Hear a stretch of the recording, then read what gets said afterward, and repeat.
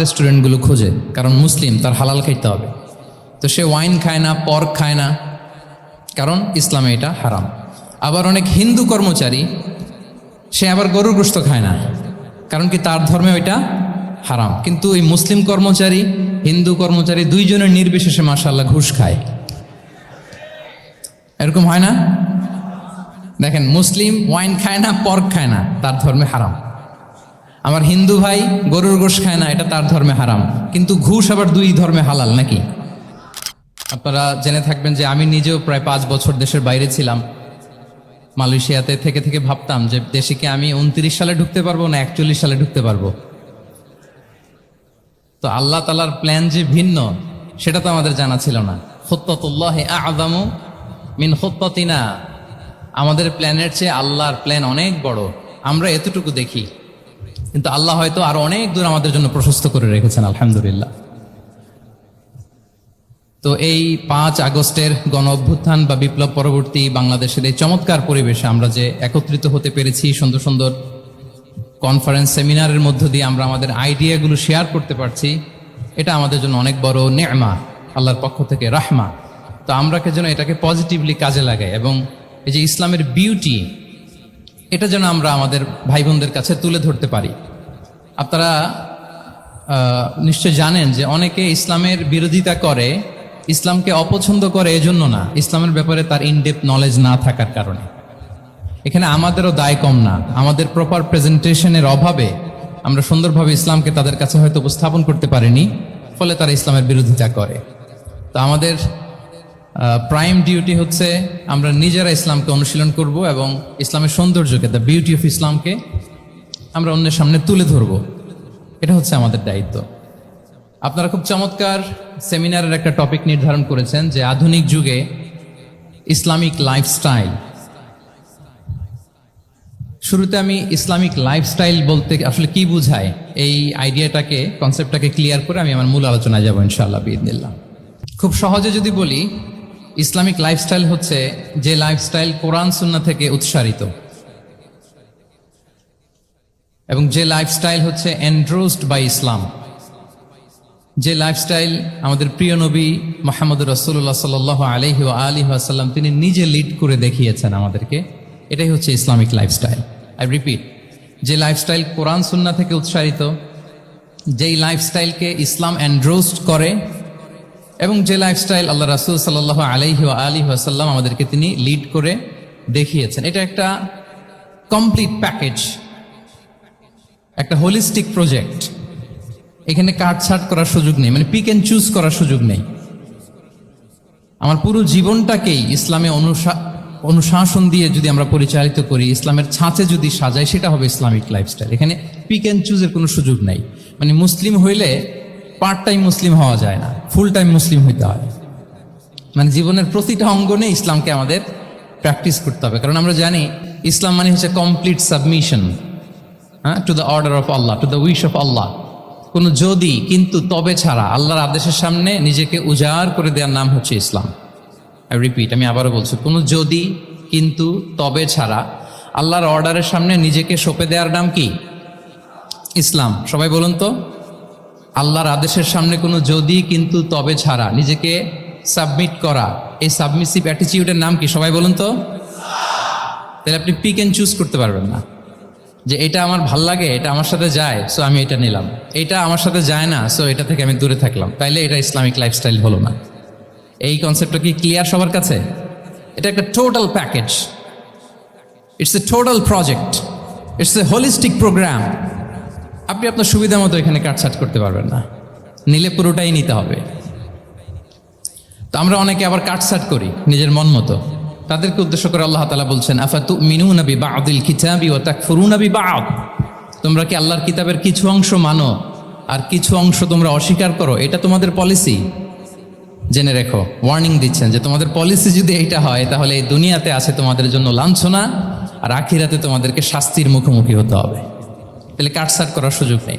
আমরা যেটা করি, নামাজ, রোজা, হজ, জাকাতের মতো এই যে আনুষ্ঠানিক ইবাদতগুলো, এগুলোতে আমরা ইসলামকে খুব মানি, ইসলামের অনুশাসন মানি। কিন্তু আমাদের ব্যক্তি জীবন, পারিবারিক জীবন, সামাজিক জীবন, আমার ডিলিংসগুলো, আমার ট্রেড, আমার বিজনেস, আমার ব্যবসা, আমার বিয়ে শাদী, আমার বিহেভিয়ার, এগুলোকে অনেক সময় আমরা ইসলামের অনুশাসন অনুযায়ী মানতে চাই না। এগুলোর ক্ষেত্রে আমরা অনেক সময় ইসলামের অনুগামী হই না। এইখানে একটা ঝামেলা রয়ে গেছে আমাদের। কিন্তু মূল কথা হচ্ছে, আপনি ইসলামকে মানলে দ্য টোটাল প্যাকেজ আপনাকে মানতে হবে। এখানে কাটছাট করার কোনো সুযোগ আছে বলেন তো? আওয়াজ করে বলেন, কোন কাটছাটের সুযোগ কি আছে? না, কারণ কমপ্লিট প্যাকেজ, কমপ্লিট প্যাকেজ। জীবনের প্রতিটি অঙ্গনকে ইসলামের অনুশাসন দিয়ে সাজানো, বা জীবনের প্রতিটি অঙ্গনে ইসলামকে অনুশীলন করার নামই হচ্ছে ইসলামিক লাইফস্টাইল। মূলত ইসলামই একটা lifestyle. Islam is not merely a set of beliefs and rituals, rather it's a lifestyle. ইসলাম নিজেই একটা lifestyle that emphasizes justice, spirituality, integrity and modesty. আপনি যদি নিতে চান আপনাকে পুরোটাই নিতে হবে, তাহলে কাটছাট করার সুযোগ নেই। এটা হচ্ছে প্রথম, first and foremost reminder tonight, যে ইসলাম একটা টোটাল প্যাকেজ, একটা কমপ্লিট প্রোগ্রাম, একটা হোলিস্টিক প্রোগ্রাম। এখানে পিক অ্যান্ড চুজ করতে পারবো না আমরা। আপনি যদি আমাকে ইসলামী লাইফস্টাইলের উপরেই সেমিনারে কথা বলতে বলেন, I must say you have to take the entire package. পুরোটাই আপনাকে নিতে হবে। এই আইডিয়াটা ক্লিয়ার হয়েছে আমাদের সবার কাছে? সবার কাছে ক্লিয়ার তো? তাহলে পিক অ্যান্ড চুজ করবো নাকি? শুনি নাই সবার কাছ থেকে। পিক অ্যান্ড চুজ করা যাবে? কাটছাট করা যাবে? কিছু কিছু রুলস এন্ড রেগুলেশন আমার খুব ভালো লাগে, আমার জন্য খুব সুবিধা হয়, ওইটা নিলাম, বাকিগুলা কাটছাট করে দিলাম। তার মানে সহজভাবে পার্ট টাইম মুসলিম হওয়ার কোনো সুযোগ নেই, হলে ফুল টাইম হতে হবে। কাস্টমাইজড ইসলামের কোনো সুযোগ নেই, টোটাল প্যাকেজটাকে আমার অ্যাডাপ্ট করতে হবে। এটা হচ্ছে ইসলামিক লাইফস্টাইল। তো আজকের এই সেমিনারে আমি কিছু ট্রেটস বা the core values of Islamic lifestyle আপনাদের সাথে শেয়ার করবার চেষ্টা করব, যাতে করে ব্যাপারটা আরও ক্রিস্টাল ক্লিয়ার হয় যে আসলে what is Islamic lifestyle all about. আসলে এটা কি, কিভাবে এটা আমরা অ্যাডাপ্ট করব, কিভাবে এটার সাথে নিজেকে খাপ খাওয়াবো, কিভাবে এটা আমরা প্র্যাকটিস করব। তাহলে প্রাথমিক কথা অলরেডি ডান, যে কাটছাট আমরা করব না, পিক অ্যান্ড চুজ করবো না, টোটাল প্রোগ্রামটাই আমরা নেওয়ার চেষ্টা করব। তো এখন আমরা কিছু কোর ভ্যালিউজের কথা বলবো, যেগুলো দিয়ে ইসলামিক লাইফস্টাইলের মূল ধরনটা আমাদের কাছে ক্লিয়ার হবে। ইসলামিক লাইফস্টাইলের কথা যদি আমাদেরকে বলতে হয়, প্রথম যেই ট্রেট, যে ক্যারেক্টারিস্টিক্স বা ভ্যালিউর কথা আমাকে বলতে হবে, সেটা হচ্ছে দ্য কনসেপ্ট অফ হালাল and haram. If there is no halal and হারাম, there is no Islamic lifestyle, for sure I am telling you. যদি হালাল হারাম না থাকে, এটা যদি আমরা মেনটেন না করি, এটা কোশ্চিন কালো ইসলামিক লাইফস্টাইল হবে না। আপনাকে হারাম থেকে যোজন যোজন দূরে থাকতে হবে, আর হালাল দিয়ে জীবনটাকে সাজাতে হবে। কারণ যেখানেই হালাল সেখানেই বারাকা। রিপিট, আমি আবারও বলছি, যেখানেই হালাল সেটার মধ্যে কি? হারামে কোনো বারাকা আছে? হারামে আছে অস্থিরতা, সাময়িক উন্মাদনা, এর ভেতরে বারাকা নাই। হালালের ভেতরে আল্লাহ তাআলা বারাকা ঢুকিয়ে দিয়েছেন। আচ্ছা, আপনারা বলুন তো, গরুর গোশত খাওয়া এটা হালাল না হারাম? হালাল। কুকুরের গোশত খাওয়া হালাল না হারাম? আচ্ছা, গরু বছরে বাচ্চা দেয় কয়টা? গাভী? আচ্ছা, একটা। কুকুর দেয় কয়টা? কয়টা? 7টা, 8টা, 10টা? ফ্যামিলি প্ল্যানিং নাই তো? দেদারসে দিচ্ছে। আচ্ছা, গরু হালাল, কুকুর হারাম। গরু বাচ্চা দেয় কয়টা? কুকুর দেদারসে দিচ্ছে। তারপরেও বলেন, আমাদের এই যে বাংলাদেশে আমাদের কুরবানির ঈদে লক্ষ লক্ষ গরু জবাই হয়, বিয়ের অনুষ্ঠানগুলোতে এত গরুর গোশত আমরা খাই, আর প্রতিদিনের চাহিদা মেটানোর জন্য তো কত গরু কোরবানি করা হয়। এরপরে বলেন, বাংলাদেশে গরু বেশি না কুকুর বেশি? সবাই বলেন, গরু বেশি না কুকুর বেশি? কারণ কি? হালাল। কারণ কি?